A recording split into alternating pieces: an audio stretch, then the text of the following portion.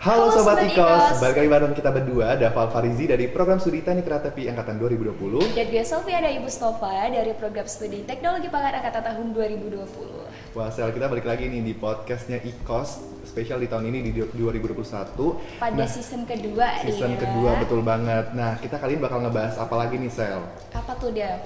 Kita bakal nanya gua. Aduh iya ya. Oke, Ya oke, ya gue pastinya jelasin. ya pada season kedua ini kita akan memberikan informasi dan juga pemaparan materi deh kepada sobat IKOS yang ada di rumah yang pastinya lebih informatif lagi. Dan lebih menarik juga tentunya. Nah, kali ini, Sel, spesial di episode kedua ini, kita bakal ngebahas seputaran Talks About Smart City and Ecosita 2021.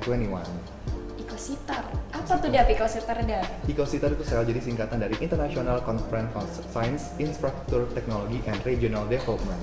Yang pastinya di season kedua ini kita akan membahas tentang smart city, tentang ecositar, yang pastinya tentang bagaimana sih mewujudkan kota cerdas yang berkelanjutan di Indonesia. Salah satunya juga yang menerapkannya di Sumatera nih ya. Dan terkait dengan hal tersebut, kita akan ngobrol atau akan mendengarkan pemaparannya nih dari narasumber yang pastinya terpercaya nih ya. Ya kepada Bapak Dr. Kedet Muhammad Zainal Ibad STMT, dipersilakan. Iya. Selamat datang Bapak. Bagaimana Pak kabarnya? Baik, alhamdulillah. Alhamdulillah. Nah, kalau kita boleh tahu nih Pak, kalau Pak Zainal ini salah satu dosen yang ada di ITERA nih Pak. Nah, kalau Dapo boleh tahu, Bapak ini salah satu sivitas dari prodi apa nih Pak? Saya di Prodi Perencanaan Wilayah dan Kota Institut Teknologi Sumatera. Oke. Atau yang biasa kita kenal dengan PWK ya Pak PWK, ya, betul banget, lebih Sel. familiarnya. Nah Pak, kalau tadi Bapak udah denger nih tema kita pada podcast kali ini, kita bakal ngebahas seputaran Smart City nih Pak. Nah, Bapak tuh kayak bisa nggak sih Pak kayak menjelaskan sedikit Smart City itu menurut perspektif Bapak tuh kayak gimana gitu? Karena saat ini kan Smart City itu kayak masih awam banget ya Pak. Kita berdua aja kayak masih kayak apa ya, Sel, Smart City itu kayak masih bingung gitu kan. Dan apalagi teman-teman sobat IKOS di rumah mungkin kayak masih kebingungan gitu soal Smart City. Ya. Smart City sendiri sebenarnya sebuah konsep ya, untuk suatu kota, sehingga pengelolaan kemudian meningkatkan lingkungan hidup, kemudian juga meningkatkan ekonomi dengan integrasi teknologi informasi dan komunikasi seperti IoT, ya, big data, kemudian juga otomasi, sensor dan sebagainya, sehingga membuat pelayanan kota itu menjadi jauh lebih baik. Sebenarnya smart city ada beberapa aspek, misalnya ada smart governance, smart society, kemudian smart environment, smart infrastructure, kemudian smart economy, dan smart people. Jadi ada banyak aspek sehingga suatu kota itu bisa menjadi pintar, gitu. Bukan hanya kotanya tapi juga warganya. Istilahnya kalau misalkan dari smart city sendiri itu adalah bagaimana teknologi ikut berkontribusi Betul, dalam betul pembangunan sekali. kota gitu ya Pak Betul ya. sekali. Kalau misalkan kita lihat dari perkembangan proses di Indonesia nih Pak menuju smart city, menurut Bapak sendiri apakah perkembangannya sudah cukup baik atau mungkin kurang atau mungkin bagaimana Pak? Sebenarnya pemahaman terhadap smart city ini mungkin yang masih perlu ditanamkan kepada masyarakat, bahwa sebenarnya potensi teknologi di masa depan, teknologi IoT, teknologi sensor dan seterusnya, itu bisa menjadi salah satu alat untuk merubah Indonesia ini menjadi lebih maju lagi gitu, lebih beradab dan seterusnya. Karena teknologi seperti IoT, sensor dan seterusnya itu kita bisa pelajari akses dengan internet yang sekarang gitu ya, dan kita bisa membuat inovasi-inovasi kecil seperti smart home, kemudian inovasi mengekspor produk-produk lokal, menotomisasi pertanian, menotomisasi bagaimana masyarakat bisa meningkatkan efektivitas produksinya, sehingga kita bisa meningkatkan ekonomi masyarakat kecil gitu, dan masyarakat Indonesia secara keseluruhan, sehingga kita bisa menjadi negara maju di masa yang akan datang. Bisa ditangkap dari jawaban yang sudah Bapak sampaikan tadi ya. Iya. Berarti di Indonesia ini masih terdapat beberapa kendala nih ya Pak ya. Masih Terkait hal tersebut tuh hal apa saja sih Pak yang bisa kita tambahkan atau kita perlukan untuk adanya Indonesia ini mewujudkan smart city? Ya, khususnya untuk generasi milenial mungkin ya, karena kita punya bonus demografi khususnya untuk anak muda. Bagaimana anak-anak muda ini mau mempelajari akses-akses informasi yang begitu banyak tersebut, bagaimana mempelajari otomasi, bagaimana belajar programming dan seterusnya, hal-hal yang kecil yang bisa membuat salah satu dasar sebagai generasi muda untuk paham bagaimana otomasi atau teknologi masa depan ini kita bisa pelajari dan bisa kita terapkan dalam hal kecil, misalnya membuat aplikasi untuk kemudian melindungi dari hoax gitu ya, atau membuat aplikasi untuk kita tahu di mana virus COVID misalnya 19 berada, dan inovasi-inovasi kecil yang lain yang dibutuhkan masyarakat sekarang gitu ya, sehingga bisa mengatasi permasalahan sosial mereka, permasalahan perkotaan mereka, sehingga bisa menjadi kota yang pintar, baik kotanya ataupun warganya seperti tadi gitu. Oke baik, berarti kalau dari penjelasan Pak Zainal tadi, berarti pasar utama dari Smart City saat ini itulah anak muda, anak milenial ya Pak. Dan juga tadi Bapak menyinggung juga tentang kayak aplikasi-aplikasi yang udah berjalan yang ada di perkotaan. Misalnya kayak yang sekarang nih Pak, lagi viralnya, lagi booming banget kayak aplikasi Peduli Lindungi nih Pak. Kan lagi kita wabah COVID-19 nih Pak. Dan itu salah satu nih Pak, contoh dari Smart City. Oke, nah kalau untuk penjelasan lagi nih Pak, untuk seberapa penting sih Pak untuk direalisasikan Smart City di Indonesia itu kayak apa sih Pak? Dan apakah saat ini Smart City itu udah mulai diterapkan di Indonesia atau kayak masih belum maksimal, atau udah mau titik maksimal atau belum gitu Pak? Sebenarnya program-program pemerintah sudah banyak ya. Misalnya salah satunya melakukan 100 kota pintar di Indonesia gitu ya. Ataupun program pembentukan startup untuk Smart City, ataupun program-program dari swasta untuk membentuk kota-kota pintar baru, ataupun startup di bidang Smart City. Tapi itu belum cukup menurut saya. Bagaimana seluruh lapisan masyarakat itu mau memahami bagaimana Smart City dan mau menggunakannya untuk kehidupan mereka sehari-hari sehingga menjadi lebih efisien. Itu yang menjadi tantangan kita, bagaimana menyadarkan masyarakat untuk mempelajari teknologi baru ini dan memahami bahwa ini teknologi baru yang akan menjadi masa depan kita bersama begitu. Dari menurut Bapak sendiri nih Pak, untuk terkait Smart City nih sebagai istilahnya dosen ya Pak ya, yang mengampu mahasiswa-mahasiswa nih Pak. Kalau misalkan Bapak lihat dari sisi mahasiswanya sendiri itu sudah menguasai ataukah sudah paham belum sih sebenarnya tentang Smart City nih Pak? Ya, misalnya saya sendiri, saya fokusnya salah satunya di transportasi, bagaimana membuat public transport atau angkutan umum, sehingga angkutan umum itu bisa automatic vehicle gitu ya, berjalan dalam suatu kota dan melayani seluruh perkotaan dengan efisien dan mudah, accessible dan seterusnya. Dengan bantuan teknologi informasi, kemudian aplikasi untuk kemudian masyarakat bisa mengakses di mana bus tersebut, berapa yang harus dibayar, cashless dan seterusnya, integrasi dengan moda-moda yang lain. Nah, itu masih sangat jauh dari capability mahasiswa, kemudian pemahaman seluruh masyarakat, government, kemauan, komitmen kita semua untuk mewujudkan kota pintar itu. Mungkin kalau cakupannya untuk negara mungkin masih jauh, tapi bertahap pasti akan ya Pak ya. Dan mungkin bisa nih Dev seperti kita mahasiswa mewujudkan Smart City di prodi kita masing-masing, bisa kan ya Pak ya. Mungkin itu langkah kecil yang bisa kita mulai nih, seperti dari teknologi pangan sendiri bisa menerapkan Smart City dalam aspek mungkin bisa pasca panen ya Pak ya. Bagaimana Smart City membantu para petani untuk lebih mudah dalam panen. Kalau dari perkereta apian sendiri gimana nih Dok? Dari pemaparan Pak Zainal tadi kan terkait Smart City bisa diterapkan di perkereta apian. Nah kalau dari prodi saya nih Pak, dari kereta api mungkin seperti contohnya yang sudah dilakukan di Jakarta mungkin Pak, udah ada kereta api yang tanpa masinisnya, jadi kayak kita tuh merasakan kereta api otomatis. Dan juga tadi Bapak sempat menyinggung tentang masalah tracking aplikasi ya Pak. Nah di kereta api juga menurut saya sudah ada kayak suatu aplikasi untuk mengetahui nih kereta ini sudah sampai di mana, nanti jam berapa nyampe di stasiunnya, contohnya seperti itu sih Pak kalau menurut saya.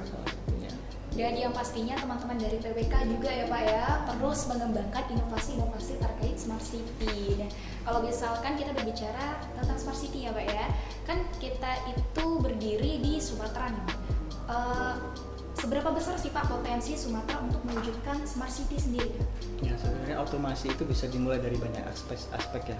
Mulai dari bagaimana mengelola resources, natural resourcesnya, kemudian renewable resources, energi terbarukan misalnya salah satunya, kemudian bagaimana meningkatkan masyarakat perkotaan supaya meningkatkan ekonomi, kesejahteraan dan seterusnya, akses pendidikan, akses kesehatan, sehingga semuanya jauh lebih dekat, lebih mudah, lebih murah, lebih efisien. Nah, Sumatera sebagai salah satu, kalau kita bisa bilang macan tertidur gitu ya di Indonesia, itu bisa menjadi salah satu potensi yang sangat besar, terutama Indonesia 2045 ini menjadi tantangan kita sebagai generasi emas supaya Sumatera berkontribusi sebagai salah satu untuk mewujudkan Indonesia maju gitu. Dari pemaparan Bapak nih ya, ternyata Sumatera itu memiliki peluang atau potensi yang sangat besar nih ya Pak ya dalam menerapkan Smart City di masa yang akan mendatang nih ya. Dan juga Institut Teknologi Sumatera sendiri ini menggembleng lah istilahnya ya mahasiswanya untuk siap nih menerima bagaimana teknologi itu terus maju dan berkembang. Salah satunya adalah siap dalam menerapkan smart city, begitu Pak? Betul. Iya. Nah, kalau tadi kita udah ngebahas seputaran smart city dengan dosen nih, nah kita kayak mau tahu juga nih perspektif dari mahasiswanya kayak gimana sih tentang smart city. Mungkin kita bisa langsung panggil aja nih Sel dengan narasumber kita dari kakak tingkat kita nih, kepada Abang Radisha Iksan. Kami persilakan.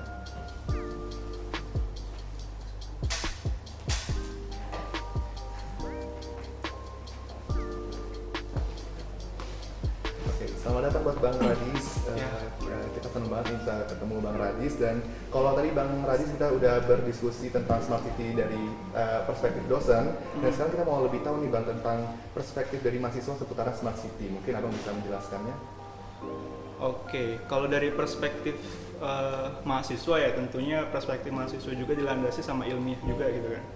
Nah jadi dari jurnal yang sudah saya baca gitu, menurut Hidayatullah tahun 2017 itu Smart City merupakan integrasi dari berbagai teknologi untuk dapat mengelola kota secara berkelanjutan. Kayak gitu aja sederhananya. Duh, apa nih ya? Tadi Bang Ihsan baru duduk, dia langsung ditanya nih. Bang Ihsan belum sumpah nafas. saya lupa banget. Gak apa-apa, untuk Bang Ihsan langsung siap ya memberikan informasi gitu terkait Smart City. Oke. Dan yang Tadi kayaknya gue pastinya lupain nggak sih, kayak lupa perkenalan dulu. Oh, iya. Karena gue tuh sangat kayak excited banget buat menerima materi tentang smart city ini. Jadi kayak otak gue kayak menggebu-gebu buat kayak, aduh gue pengen tahu banget nih smart city kayak gimana. Mungkin gue tuh lupa buat perkenalan diri. Iya, Tapi mungkin boleh kali ya. kan dari Bang Ihsan sendiri untuk memperkenalkan diri lagi secara lebih lengkap gitu. Oke, perkenalkan teman-teman dan penonton sekalian. Saya Radisha Iksan, biasa dipanggil Iksan, salah satu panitia dari Ecositer. Ya, Sobat Ikos pasti udah kenal lah ya, karena tadi Bang Ihsan udah perkenalan. Tapi ada yang kurang nih salah. Abang tadi dari prodi apa nih? Oh, Prodi dari Prodi Ngolah Limbah, kebetulan teknik lingkungan. Oh, teknik lingkungan. Oke. Jadi bagaimana Institut Teknologi Sumatera ini bagaimana dari pihak dosen dan mahasiswanya ini saling bahu-membahu nih ya. Untuk mewujudkan smart city ya, Sel. Khususnya di Pulau Sumatera. Nah Bang, kalau misalkan kita berbicara tentang Ecositer nih ya Bang ya, yang menyongsong tema tentang smart city nih Bang, kita bisa kan Bang ikut memberikan ide atau proposal-proposal kita melalui lomba-lomba yang ada di Ecositer nih. Boleh mungkin dijelaskan terlebih dahulu nih Bang, terkait lomba-lomba tersebut tuh kenapa menyongsong tentang smart city? Oke, jadi ya karena saya juga sebagai mahasiswa kan dan panitia juga kebanyakan dari mahasiswa, tentunya kami bikin lomba itu juga tujuannya untuk memberikan benefit kepada mahasiswa. Nah, salah satu alasannya itu kenapa kami menerapkan Smart City adalah karena kan tadi yang sudah saya jelaskan bahwa Smart City itu integrasi dari berbagai teknologi. Nah, untuk itu kami harap nih dari perlombaan itu mampu menjadikan program studi yang ada di ITERA maupun yang ada di luar ITERA itu bersinergi dalam satu tim untuk bisa mewujudkan karya yang menuju Smart City yang berkelanjutan kayak gitu.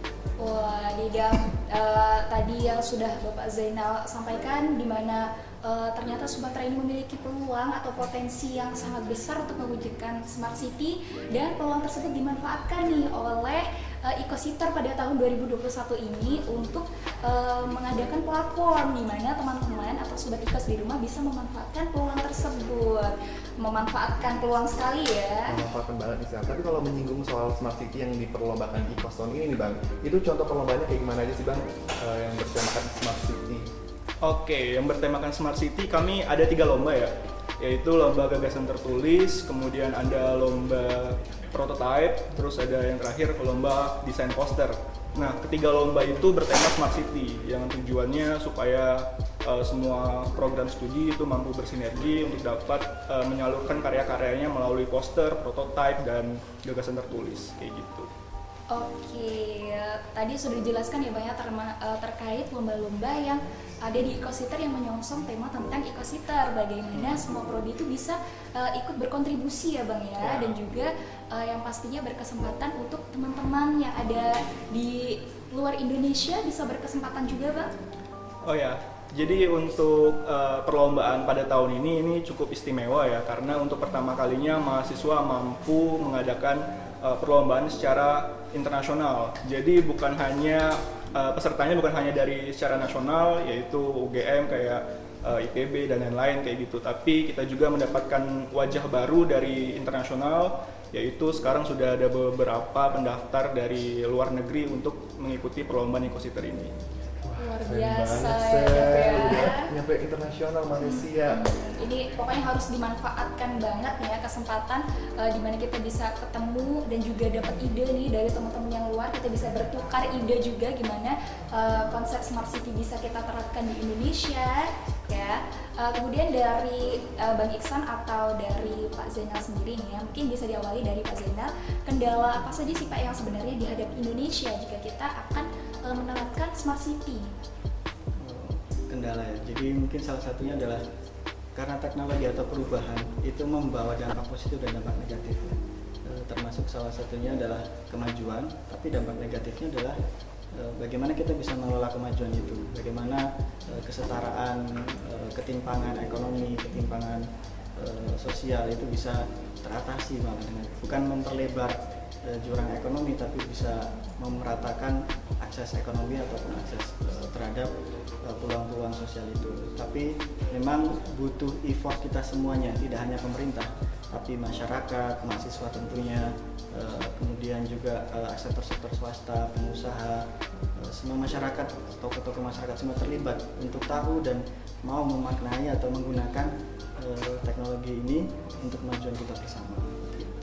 Oke, berarti kuncinya tuh saling bahu-membahu ya, Betul, kolaborasi. ya. Kolaborasi sangat penting sekali ya, kerjasama untuk membangun smart city di suatu provinsi ataupun di Indonesia. Nah, kalau dari Kalau misalkan dari Bang Iksan sendiri Bang nih, Iksan, gimana nih, Bang? gimana Bang dalam menanggapi kendala yang dihadapi di Indonesia nih Bang? Kalau misalkan kita akan menerapkan smart city dari mungkin kalau tadi Pak Zainal menyampaikan dari cakupan luas sebagai dosen ya Pak ya, kita bisa meminta pendapat dari Bang Iksan nih selaku perspektif dari pandangan seorang mahasiswa bagaimana Bang? Oke, kalau dari perspektif mahasiswa ya tentunya akan berlandaskan perspektif dari peneliti-peneliti terdahulu ya. Menurut Saluki tahun 2018 tuh salah satu hal yang penting untuk mewujudkan smart city adalah kualitas dari sumber daya manusia, terutama di bidang insinyur gitu. Nah, terus juga kalau kita analisis dari data menurut kompas.com itu Indonesia sudah meluluskan 60.000 mahasiswa teknik setiap tahunnya gitu. Jadi secara kuantitas dari tenaga insinyur itu kita nggak pernah kekurangan gitu, tapi sampai sekarang kita belum bisa mencapai tujuan dari smart city. Nah artinya secara kuantitas kita bukan jadi masalah, nah berarti kita berbicara pada kualitas gitu. Nah untuk itu masalahnya adalah pada pengembangan kualitas dari lulusan insinyur di Indonesia seperti itu. Yang pastinya kata kuncinya lagi dan lagi ya Bang ya, itu adalah tentang pemahaman, pengembangan dan juga rasa bahu-membahu nih ya yang harus kita tingkatkan lagi untuk mewujudkan Indonesia yang siap menerapkan smart city. Kalau dari Dava sendiri nih, ada nggak yang ingin ditanyakan pada Pak Zainal atau mungkin kepada Bang Iksan? mungkin kayak kita tuh kayak mau nanya sih Sel, kayak gimana ya? Gimana sih Bang, kayak kita tuh Bang dan Pak nih ya, gimana sih kayak cara memiliki ide kreatif untuk kayak mahasiswa ini kayak menciptakan suatu alat untuk mendukung smart city di suatu kotanya gitu Mbak? Mungkin bisa dari Pak Zainal terlebih dahulu. Baik, sebenarnya mungkin arahnya ke mahasiswa ya. Kita semua mempelajari bidang ilmu kita masing-masing.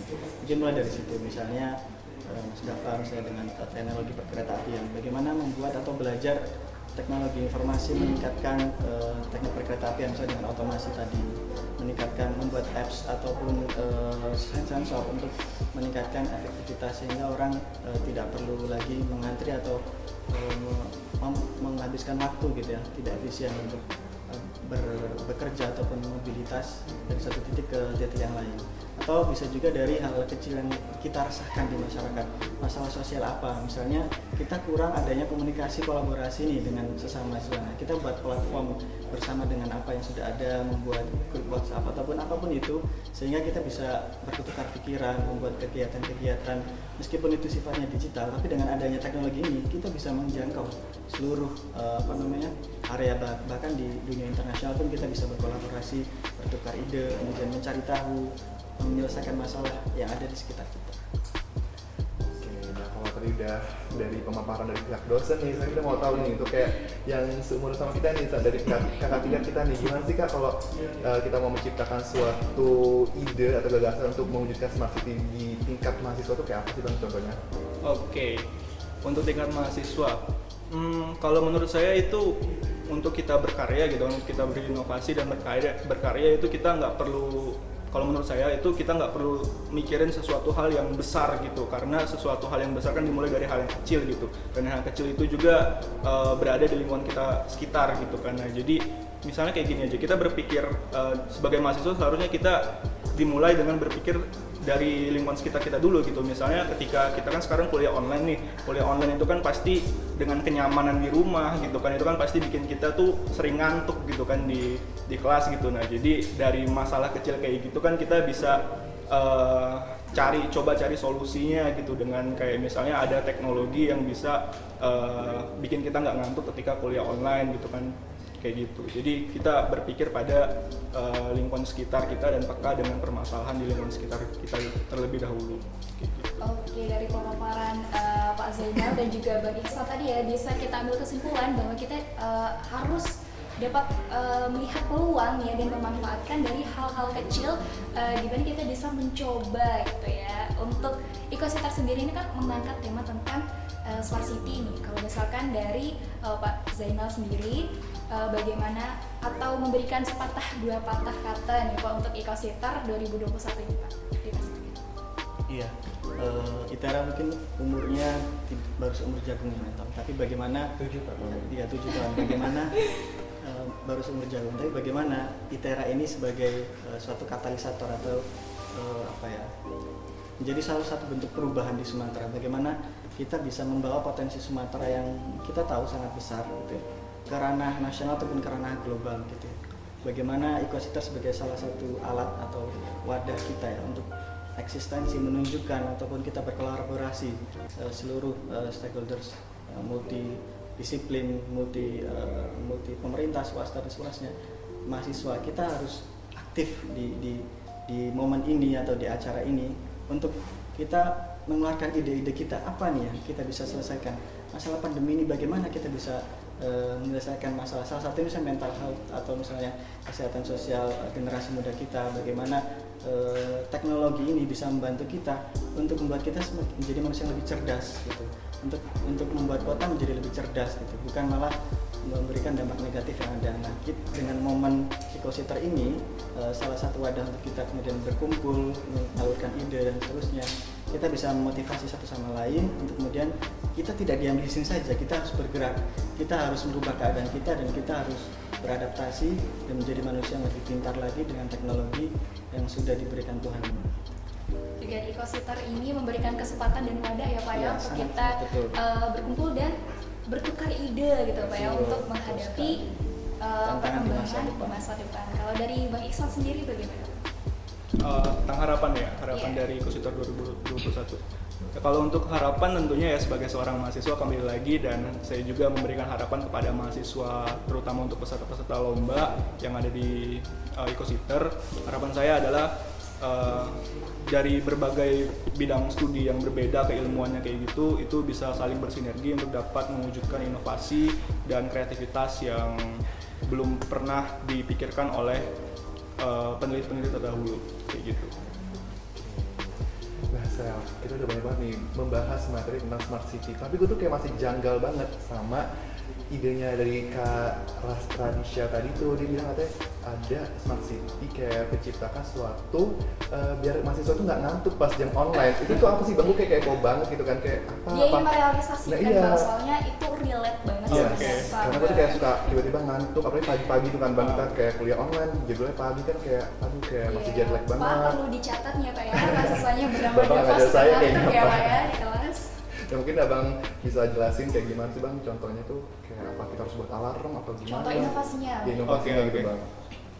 Ini sebenarnya riset saya di bulan lalu ya, jadi saya juga nggak terlalu ingat beberapa pernyataan dari peneliti terdahulunya. Namun yang saya ingat itu ada pernyataan dari Dr. Supomo tahun 2017 itu, dia pernah ngelakuin penelitian tentang tentang huruf, kayak misalnya di PPT gitu kan. PPT kan kita biasanya itu tuh make warna font hitam gitu kan. Nah, kalau misalnya dari Dr. Supomo ini dia mencoba kebalikannya gitu. Jadi font pakai warna putih gitu.